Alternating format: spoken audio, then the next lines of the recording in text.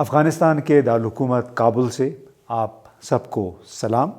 یہاں پہ گزشتہ سال اگست میں طالبان کی حکومت بحال ہوئی، اس پہ بہت جشن بھی منایا گیا۔ اس کے بعد سے بہت ساری ڈیولپمنٹس ہوئی ہیں، مغربی ذرائع ابلاغ میں شور بھی اس کا مچا، خواتین کے حوالے سے، ان کی تعلیم اور کام کاج کے حوالے سے۔ اس لیے ہم نے سوچا کہ کیوں نہ ہم خود کابل آئیں، یہاں پہ دیکھیں کیا کچھ ہو رہا ہے، جو مغربی ذرائع ابلاغ میں جس انداز کا پروپیگنڈا ہوتا ہے اس میں کس حد تک صداقت ہے۔ اور اس لیے ہم نے انتخاب کیا ایک بڑے اچھے انٹرویو پارٹنر کا۔ ان کا نام ہے مفتی انعام اللہ سمنگانی صاحب۔ یہ طالبان کی ہائرارکی میں مختلف پوزیشنز انہوں نے سنبھال رکھی تھیں، اور اس وقت ڈائریکٹر ہیں یہاں کے انفارمیشن اور کلچر آفس کے۔ بنیادی طور پہ اس کو آپ کہہ سکتے ہیں پرنسپل انفارمیشن آفیسر ہیں، جس طرح پاکستان میں ہوتا ہے۔ اور ان سے ہم اس لیے انٹرویو کر رہے ہیں کہ ان کی ماشاءاللہ اردو بہت اچھی ہے، اور بہت چیزیں وہ وضاحت کے ساتھ بیان کر سکیں گے۔ بہت شکریہ سمنگانی صاحب۔ پہلے تو یہ بتائیے کہ افغانستان کی موجودہ حکومت کو بین الاقوامی طور پہ تسلیم نہیں کیا گیا، اس کی وجہ سے گورننس میں آپ کو کیا چیلنجز، کیا مسائل درپیش آ رہے ہیں؟ بسم اللہ الرحمن الرحیم۔ السلام علیکم ورحمۃ اللہ وبرکاتہ۔ امتیاز گل صاحب، آپ کا بھی بہت شکریہ کہ آپ نے ہمیں اپنے بیان کا موقع دیا۔ تو فی الحال افغانستان کے بارے میں افغانستان کی حکومت کو تسلیم نہ کرنا ایک بہت بڑا بین الاقوامی ایشو ہے۔ ہم تو یہ سمجھتے ہیں کہ افغانستان کے موجودہ حکومت کو تسلیم نہ کرنا افغانوں کے ساتھ ایک بہت بڑا ظلم ہے، اور اس کی کوئی منطقی دلیل بھی نہیں ہے۔ ابھی تک جو 2-3 دلیلیں پیش کی جاتی ہے کہ اس کی بنیاد پر امریکہ اور اسی طرح دوسرے ممالک افغانستان کے موجودہ حکومت کو تسلیم نہیں کرتے، وہ بہت کمزور دلیلیں ہیں۔ مثال کے طور پر افغانستان میں ایسا حکومت ہو جس میں سب شامل ہو، اسی طرح افغانستان کے خواتین کو فلاں حق دیا جائے۔ تو ہم یہ سمجھتے ہیں کہ یہ تو ہمارے اپنے داخلی مسائل ہیں، اور ہمارا ارادہ یہ ہے کہ ہم اپنے داخلی مسائل کے ساتھ بہت اچھی طرح نمٹ سکتے ہیں اور نمٹیں گے، اور ہم سارے افغانوں کو حقوق دینا چاہتے ہیں اور حقوق دے رہے ہیں۔ اس کی بنیاد پر دنیا یہ نہیں کر سکتا کہ وہ افغانستان کی موجودہ حکومت کو تسلیم نہ کرے۔ اس کی مثال تو یہ ہے کہ ہم کہیں کہ اگر فلاں ملک کا کابینہ ایسا ہو تو ہم اس ملک کو تسلیم کرتے ہیں، اگر نہ ہو تو ہم تسلیم نہیں کرتے۔ یا اگر فلاں ملک میں فلاں زبانیں بولی جائے تو ہم اس کو تسلیم کرتے ہیں، اگر نہ بولی جائے تو ہم تسلیم نہیں کرتے۔ یا اگر فلاں ملک میں خواتین کو فلاں حقوق دیا جائے تو ہم اس کو تسلیم کرتے ہیں، اگر نہ تسلیم نہیں کرتے۔ یہ تو ہر ملک کا اپنا مسئلہ ہے کہ وہ اپنے لوگوں کے ساتھ کیسا رویہ اختیار کرتا ہے، کیسا برتاؤ کرتا ہے، اور ہر ملک کی حکومت یہ چاہتا ہے کہ ان کے لوگ ان کے ساتھ ہو، ان کے لوگ ان سے راضی ہو، اور وہ اپنے لوگوں کا خدمت کر سکے۔ خاص طور پر امارت اسلامیہ افغانستان جو اپنے ہی لوگوں کے حمایت کے بلبوتے پر امریکہ اور ناٹو کو شکست دے سکا ہے، اور بیرونی استعمار کو یہاں سے نکال سکا ہے، اور الحمدللہ افغانستان کو دوبارہ آزادی دلائی ہے، تو وہ کیوں کر اپنے لوگوں کی مخالفت کرے گا، اپنے لوگوں کی حقوق کو غصب کرے گا، اور اسی طرح اپنے لوگوں کے خلاف جائے گا۔ آتا ہوں آپ کے سوال کے بارے میں کہ افغانستان کی موجودہ حکومت کو تسلیم نہ کرنے سے کیا اثرات پڑے ہیں۔ تو دیکھیں، ظاہری بات ہے افغانستان کے اثاثے منجمد ہو گئے. افغانستان کے ساتھ جو تعاون پہلے ہوتا تھا یا جن ملکوں کی طرف سے یا جن آرگنائزیشنز کی طرف سے جن تعاون کا اعلان ہوا تھا وہ سب رک گئے. اور اسی طرح جو دوسرے معاملات ہیں ان پر اثر پڑ گئے. تو اس سے ہمارے لوگ ظاہری بات ہے متاثر ہو گئے ہیں اور متاثر نہ ہونا محال ہے. تو ہم یہ چاہتے ہیں کہ اگر دنیا والے واقعی یہ چاہتے ہیں کہ افغانستان کے حالات اچھے ہو جائے, افغانوں کے حالات اچھے ہو جائے, تو ان کو بہت سے مسئلوں کے بارے میں سیاسی سوچ سے ہٹ کر انسانی طور پر سوچنا چاہیے. مثلاً فی الحال سب کو پتہ ہے کہ افغانستان میں ایک معاشی مسئلہ ایک بہت بڑا مسئلہ ہے, لیکن یہ سمجھتے ہوئے بھی کہ افغانستان کا بڑا بنیادی مسئلہ اس وقت معاشی مسئلہ ہے, آپ افغانستان کے اثاثوں کو منجمد کر دیتے ہیں.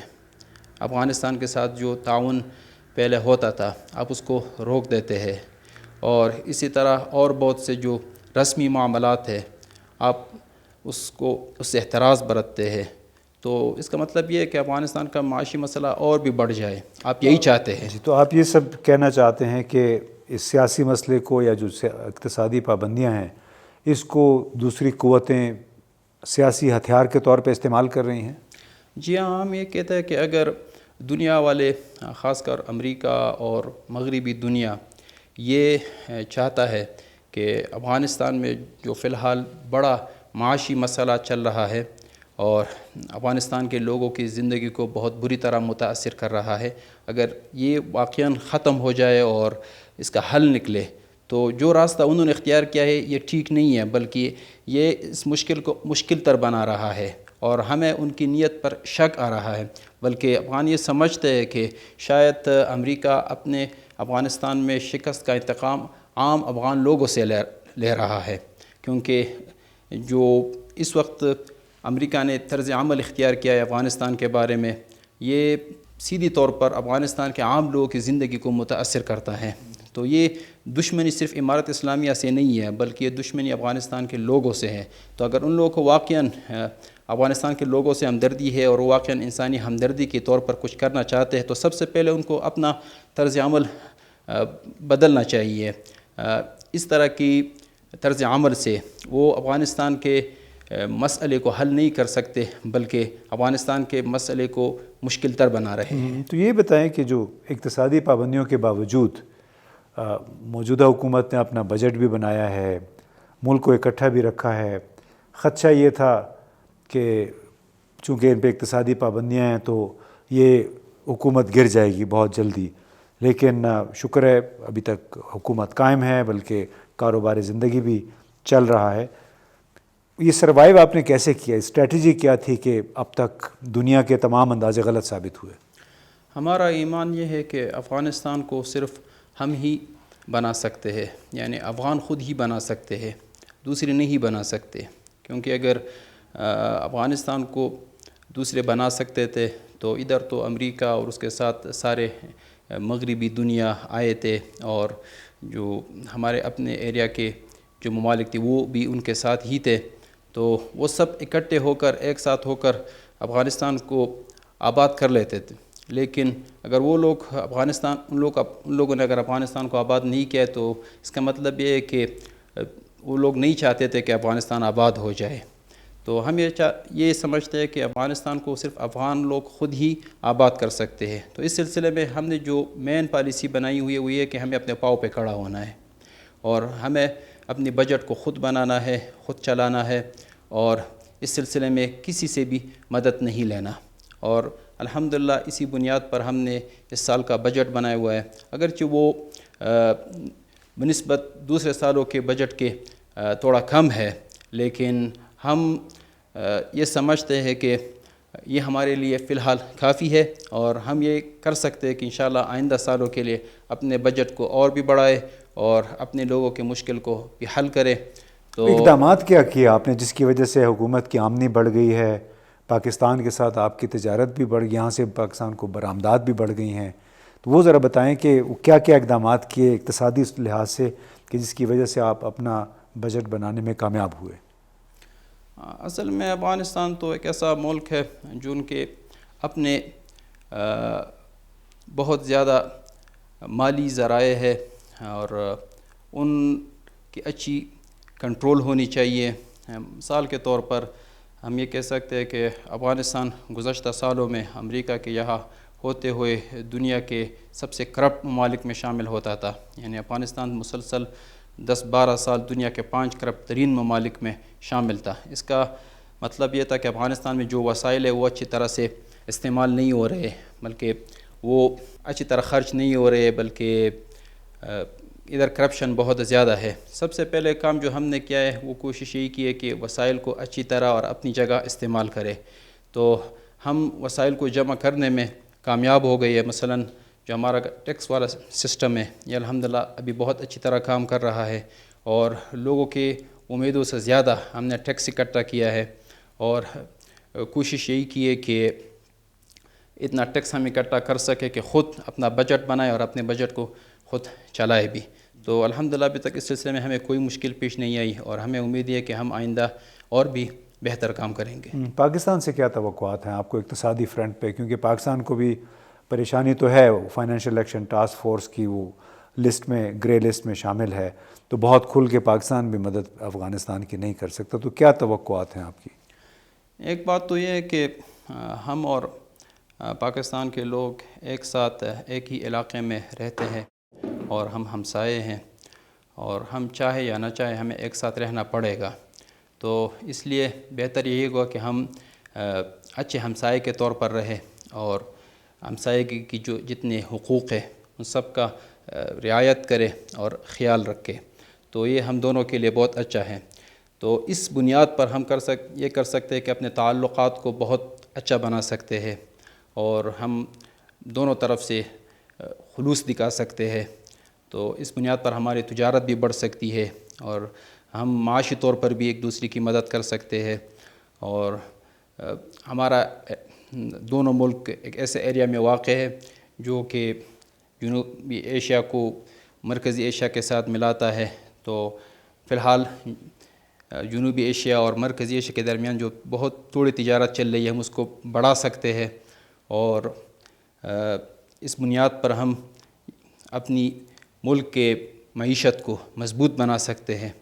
تو سب سے پہلے ہمارے نقطہ نظر سے یہ ضروری ہے کہ ہم اپنے آپس میں تعلق کو مزید بہتر بنائیں، اور دونوں طرف سے خلوص دکھائیں، اور کوشش کریں کہ یہ خلوص ہمارے تجارتی اور معاشی تعلقات پر بھی اثر انداز ہو، اور ہمارے تجارتی اور معاشی تعلقات بھی اچھا ہوں. ہم نے خواتین کو دیکھا یہاں بازاروں میں گھومتے ہوئے، سڑکوں پہ اکیلی بھی جا رہی ہیں، یونیورسٹی میں ان کی تعلیم کا سلسلہ جاری ہے، سرکاری دفاتر میں بھی، پبلک ہیلتھ منسٹری میں بھی بتا رہے تھے کہ 50-60% خواتین کام کرتی ہیں. لیکن مغربی جو ذرائع ابلاغ ہیں وہاں پہ کوئی تصویر کچھ اور ہے، کچھ اور تصویر کشی ہوتی ہے. تو اس کا کیا مطلب ہے؟ کیا ان کا یہ تعصب ہے یا پھر آپ کی کمیونیکیشن اسٹریٹجی کمزور ہے؟ دیکھیے، سب کی اپنی اپنی نقطہ نظر یا پوائنٹ آف ویو ہوتی ہے، اور مغربی میڈیا کی اسلام کے بارے میں، مسلمانوں کے بارے میں، اور خاص طور پر افغانستان کے بارے میں بھی اپنا ایک نقطہ نظر ہے جن سے ہمیں بہت حد تک اختلاف ہے. لیکن مشکل یہ ہے کہ افغانستان سے باہر دوسرے ملکوں میں مغربی میڈیا کے نقطہ نظر کو ہی سنا جاتا ہے، اور ان کی بنیاد پر ہی تبصرے ہوتے ہیں، تجزیے ہوتے ہیں، اور افغانستان کے بارے میں فیصلے ہوتے ہیں، جو کہ ہمارے نظر سے افغانستان کے بارے میں اور افغانستان کے لوگوں کے ساتھ ایک بہت بڑا ظلم ہے. افغانستان کو سمجھنے کے لیے یہ ضروری ہے کہ یہاں کے زمینی حقائق کو مد نظر رکھی جائے. مثال کے طور پر میں کہہ رہا ہوں، ادھر افغانستان میں سسٹم چینج ہو گئی ہے، گورنمنٹ نہیں. ادھر 15 اگست 2021 سے پہلے جو سسٹم تھا وہ خود افغانوں کے ہاتھوں میں نہیں تھا، بلکہ وہ مغرب کے طرف سے کنٹرول ہوتا تھا، اور مغرب چاہتا تھا کہ افغانستان کو مذہبی طور پر اور ثقافتی طور پر ایک خاص راستے پر چلائے۔ ان کو افغانستان کے بنیادی ترقی اور بنیادی انسانی حقوق سے کوئی غرض نہیں تھا، بس وہ لوگ سینکڑوں ملین ڈالر خرچ کرتے تھے، اور ان کا ہدف صرف یہ تھا کہ افغانوں کو ذہنی طور پر، فکری طور پر اپنے غلام بنائے اور ان کو اپنا پیرو بنائے۔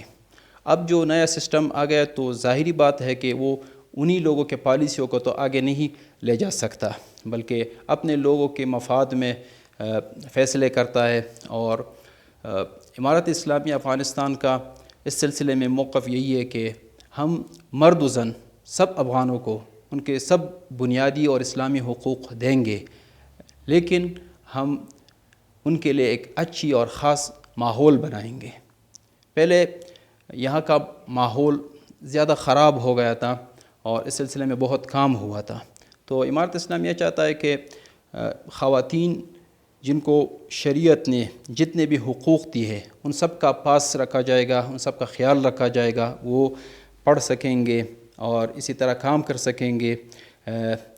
مختلف اداروں میں اب بھی کرتے ہیں، لیکن ان کے لیے ایک اچھی ماحول بنانا اسلامی حکومت کی ایک بنیادی ذمہ داری ہے۔ یہ ذمہ داری ہے اور ہم کوشش کر رہے ہیں کہ اپنی اس ذمہ داری کو اچھے طریقے سے نبھائے، لیکن دنیا کی مشکل یہ ہے کہ وہ نہیں چاہتے کہ ہمیں وقت دے اور ہم یہ کام اچھی طریقے سے کر سکے۔ مثال کے طور پر میں کہہ رہا ہوں، ایک طرف سے وہ خود سمجھتے کہ افغانستان میں ایک بہت بڑا معاشی مسئلہ چل رہا ہے، اس کے ساتھ ان لوگوں نے ہمارے اثاثے منجمد کیے ہیں اور دوسرے تعاون بھی روک دیے ہیں، لیکن اسی وقت وہ لوگ یہ بھی چاہتے ہیں کہ ہم اپنے لوگوں کے تمام حقوق کو ادا بھی کر سکیں، جن کے لیے ایک بہت بڑی معیشت کی ضرورت ہوتی ہے، ایک بہت بڑی بجٹ کی ضرورت ہوتی ہے۔